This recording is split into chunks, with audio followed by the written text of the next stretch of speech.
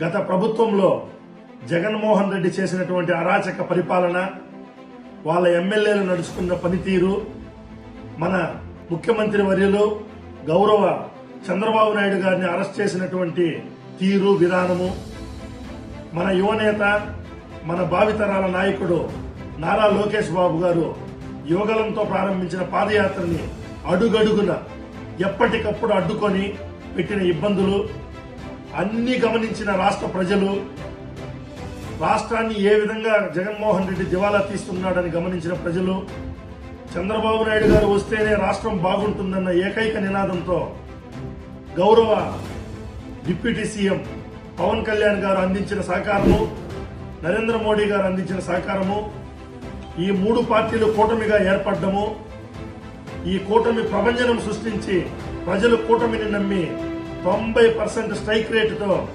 164 స్థానాల భారీ మెజార్టీని అందించి తెలుగుదేశం పార్టీ కూటమి ప్రభుత్వాన్ని రాష్ట్రంలో అధికారంలోకి తేవడం జరిగింది. ప్రభుత్వం మొదలైన మొదటి రోజే 4,000 రూపాయలు ఎన్టీఆర్ భరోసా పెన్షన్ ఇవ్వడం జరిగింది.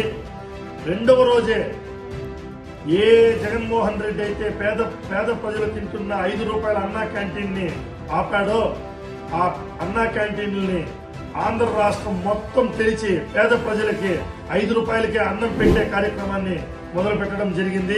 మహిళలకి 3 సిలిండర్లు ఉచితంగా ఏ విధంగా ఇస్తామని చెప్పారో ఆ విధంగా ఈ దీపం పథకాన్ని స్టార్ట్ చేసి ఈ 3 సిలిండర్లు ఇవ్వడం జరిగింది. అదేవిధంగా ఈ సంవత్సరం ఆగస్టు 15 నుంచి మహిళలకు ఉచిత బస్సు ప్రయాణం కూడా ఇస్తామని చెప్పడం జరిగింది.